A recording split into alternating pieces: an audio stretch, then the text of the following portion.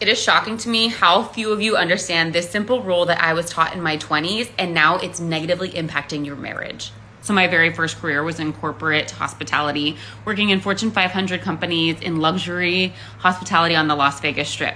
My role was usually in customer experience, and so I spent a lot of my time hearing customer complaints. Now, the number one rule that I learned so early on is, of course, there is somebody to blame, usually in these experiences, but as the front office representative, I'm never going to disparage another department or agree with them that not to not disagree. Like, I'm not going to say, oh, they didn't do that, but I'm never going to be like, oh, they always do that. So for example, if they had a bad experience at the pool bar, I would never say, yeah, you're like the fourth person to come to me about the pool bar right now. Clearly it's a problem. Like, maybe they're too young and they shouldn't be here, whatever.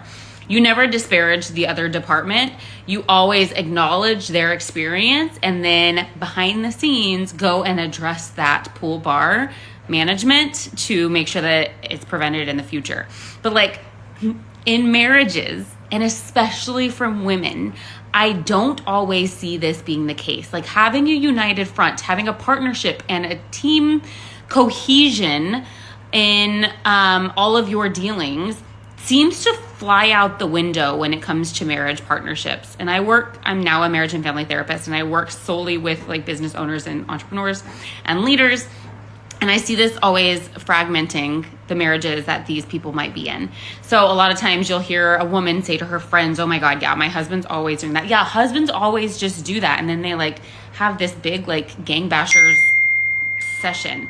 Or saying to your kids, oh, I know, well, that's because daddy does it that way because daddy's an idiot. Like, you do not disparage your partner and your teammate to the complainer, because that weakens your partnership or your team.